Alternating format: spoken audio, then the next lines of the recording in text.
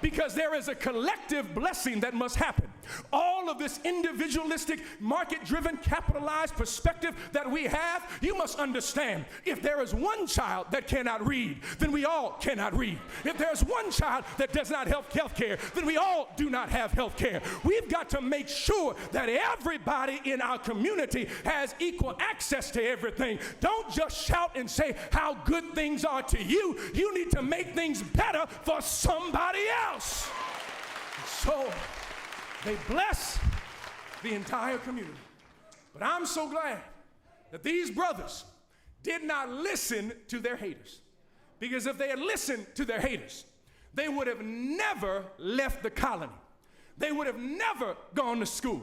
They would have never graduated. They would have stayed where they were doing the same things. But I'm so glad that they did not listen to the enemy.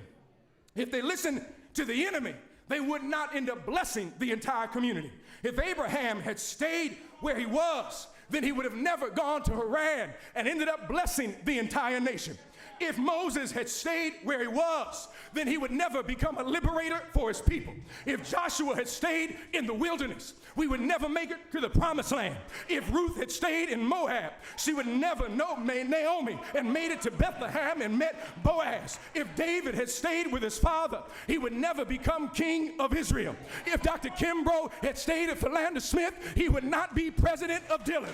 If James and John had stayed to fish, they would never have been a disciple of Jesus. And if Paul had stayed in Tarsus, he would never become the one apostle that we know. You see, if Jesus had stayed in heaven, then there would be no Calvary. If there was no Calvary, there would be no resurrection. If there was no resurrection, there would be no Pentecost. If there was no Pentecost, then Peter would never preach. If Peter never preached, then Paul wouldn't be converted. If Paul was never converted, there would never be churches in North Africa and Asia. If there were no churches in North Africa and Asia, then there would be no Origin. If there was no Origin, there would be no Tertullian. If there was no Tertullian, there'd be no St. Augustine. If there was no St. Augustine, there'd be no St. Thomas Aquinas. If there was no St. Thomas Aquinas, there'd be no John Wycliffe. If there was no John Wycliffe, then there would be no Martin Luther. If there was no Martin Luther, there'd be no John Calvin. If there was no John Calvin, then there'd be no Anabaptist movement. If there was no Anabaptist movement, then there would be no Congregational movement in England. If there was no Congregational movement in England,